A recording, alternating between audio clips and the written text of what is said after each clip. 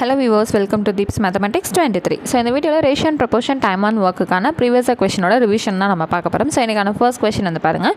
If 40 workers can do a project work in 8 days, then dash workers can do it in 4 days.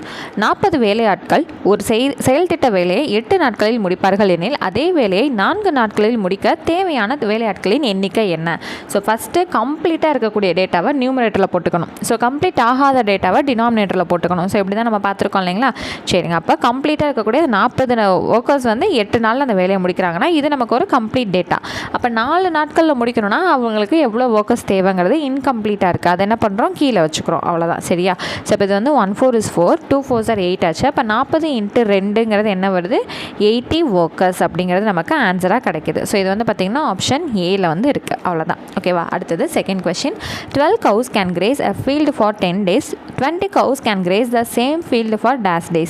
12 பசுக்கள் ஒரு புல்தரையை 10 நாட்கள் மேய்கின்றன. 20 பசுக்கள் அதே புல்தரையை மேய டேஸ் நாட்கள் எடுத்துக்கொள்கின்றன. அவ்வளோதான். ஸோ கம்ப்ளீட் டேட்டா என்னது, 12 மாடு 10 நாளில் மேயுது. 20 மாடு எவ்வளோ நாளில் மேயும்னு கேட்டிருக்காங்க. 12 மாடு 10 நாள். அப்போ இன்னொரு இது வந்து 20 மாடுன்னு இன்கம்ப்ளீட்டாக இருக்குது, டே வந்து இல்லைங்களா? ஸோ அதை தான் நம்ம என்ன பண்ணுறோம், கீழே வச்சுக்கிறோம். ஸோ 10க்கு 10, இது 1 2 is 2, 6 2 is 12. அப்போ இது வந்து எவ்வளோ நாளில் மேய்தான், 6 நாளில் மேய்ஞ்சிருது. ஆப்ஷன் சி தான் நமக்கு சரியானது. So next question. If the cost of 6 cans of juice is 210 rupees, then what will be the cost of 4 can of juice? 6 பலரச பாட்டில்களின் விலை 210 ரூபாய் எனில் 4 பலரச பாட்டில்களின் விலை என்ன? ஸோ 6 பாட்டிலோட விலை 210 ரூபாய். ஓகேவா? அப்போ 4 பாட்டிலோட ரேட் வந்து என்ன? அப்போ இது என்ன பண்ணுவோம், எப்பயும் போல் நம்ம எடுத்துக்கோமா? சரி, அப்போ எக்ஸ் வந்து இங்கிட்டு கொண்டு வந்தால் நியூமரேட்டருக்கு வந்துடும். இங்கே 210 இருக்குது, இன்ட்டு 6/4 இங்கிட்டு வரும்போது 4/6 அப்படிங்கிறது நமக்கு மாறுமா? சரி, இப்போ என்ன பண்ணலாம், 2 3 are 6, 3 டேபிள் அடிக்கிறோமா? இது 7 3 are 21, பின்னாடி ஒரு 0.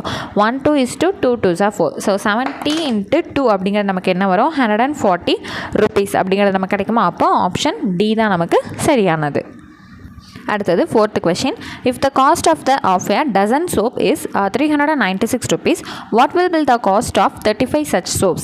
ஒரு டசன் சோப்புகளின் விலை 396 ரூபாய் எனில் 35 சோப்புகளின் விலை என்ன? ஸோ என்னங்க பண்ணணும், ஒரு டசன்னா 12 சோப்பு. ஸோ 12 சோப்போட விலை வந்து என்னன்னு சொல்லியிருக்காங்க, 396 ரூபான்னு சொல்லியிருக்காங்க. அப்போது 35 சோப்போட விலை என்னவாக இருக்கும்னு கேட்டிருக்காங்க. சரி, அப்போ நம்ம என்ன பண்ணலாம், எக்ஸ் இந்த பக்கம் அனுப்பிச்சிடுறோம். இப்போ 396 இங்கிட்டு இருக்குது, 12/35 இங்கிட்டு வரும்போது 35/12 மாறுமா?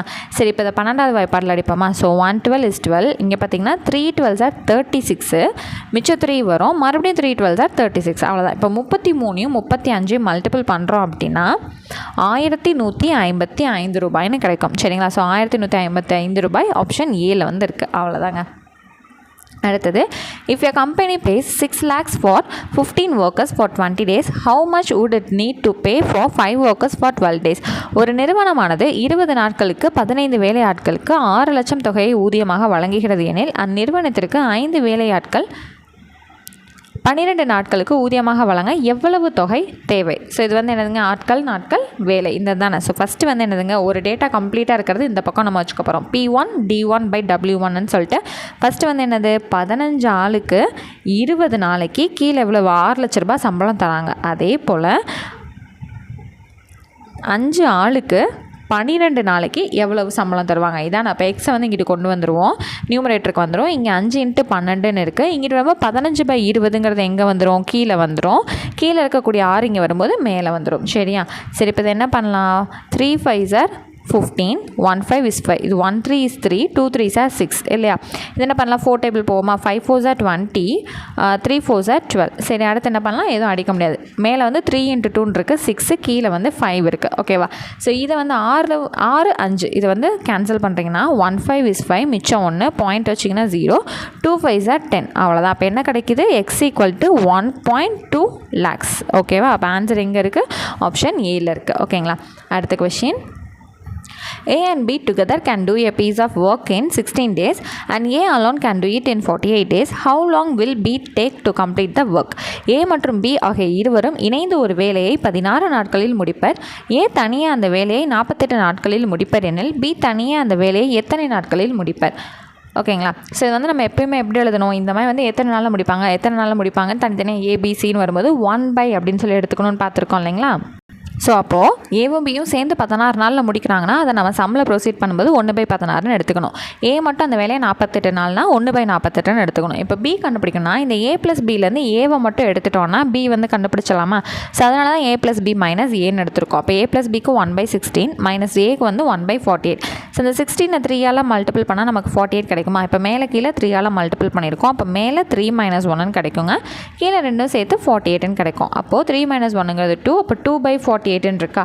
ஸோ இது என்ன ஆகும்? 1 2 is 2, 2 2s are 4, இது 4 2s are 8. சரி, அப்போ ஆன்சர் வந்து என்ன கிடைக்குது? பியோடது 1/24, அதாவது 24 days அப்படின்னு கிடைக்குது. அவ்வளோதான். ஓகேவா? அடுத்தது 7th கொஷின், ரொம்பவே ஈஸியானது. If 5% can do 5 jobs in 5 days, then 50% can do 50 jobs in days. 5 நபர்கள் 5 வேலைகளை 5 நாட்களில் செய்து முடிப்பர் எனில் 50 நபர்கள் 50 வேலைகளை எத்தனை நாட்களில் செய்து முடிப்பர்? ரொம்ப சிம்பிள். ஸோ இங்கே எப்படி எடுப்போம்? 5 × 5/5, அதாவது 5 ஆள் 5 வேலையை 5 நாளில் முடிக்கிறாங்க. அப்போது 50 ஆள் எவ்வளோ நாளில் 50 வேலையை முடிப்பாங்க? இதுதான் கொஷின். அப்போ எக்ஸை வந்து இங்கே அப்படியே வச்சுக்குவோம். இந்த 50/50ங்கிறது என்ன ஆகிடும்? கேன்சல் ஆகிடும். இந்த எக்ஸ் அப்படியே இருக்குது. இந்த 5/5 கேன்சல் ஆகிடும். அப்போ எவ்வளோ நாள்? 5 days. அவ்வளோதான். ஆப்ஷன் சி தான் நமக்கு சரியானது. ஸோ அடுத்தது 8th question, ratio of 3 rupees to 5 rupees, 3க்கும் 5க்கும் உள்ள விகிதம். அப்போ என்னங்க? 3:5 தான் நம்ம ஸ்ட்ரைட்டாக எடுப்போம் இல்லையா? அப்போ ஆப்ஷன் டி தான் நமக்கு சரியானது. அடுத்தது 9th one, find the simplified form of the ratio 12:27. கீழ்காணும் விகிதத்திற்கு எளிய வடிவம் காண்க. 12:27. ஸோ 12:27ங்கிறத 12/27 நம்மளால் தாராளமாக எடுத்துக்க முடியும். ஸோ 3 டேபிளில் கேன்சல் பண்ணால் 9 3s are 27, 4 3s are 12. So இந்த 4/9 இதுக்கு மேலே நம்மளால் கேன்சல் பண்ண முடியுமா? முடியாது. அப்போ இதோட சிம்பிளஸ்ட் ஃபார்ம் ரேஷியோ என்ன கிடைக்கும்? 4:9ன்னு கிடைக்கும். ஆப்ஷன் சி தான் நமக்கு சரியானது. ஓகேவா? அடுத்தது, if a doll cost ₹90, then the cost of 3 such dolls is dash. ஒரு பொம்மையின் விலை 90 ரூபாய். அதே போன்று 3 பொம்மைகளின் விலை என்ன? ஸோ ஒரு பொம்மையோட விலை இதுனா 3 பொம்மையோட விலை கேட்கும்போது 3 × 90 தானே. அப்போ 3 9s are 27, பின்னாடி ஒரு 0. அப்போ 270 rupees தான் இதுக்கான ஆன்சர். அவ்வளோதாங்க. ஸோ ரேஷியோ அண்ட் ப்ரொபோர்ஷன் ஃபுல்லாக வந்து ratio and proportion and time work ஃபுல்லாக வந்து நம்ம கம்ப்ளீட் பண்ணிட்டோம். ஓகேங்களா? ஸோ நெக்ஸ்ட் கிளாஸ் வந்து நெக்ஸ்ட் வீடியோவில் மீட் பண்ணுறேன். தேங்க்யூ.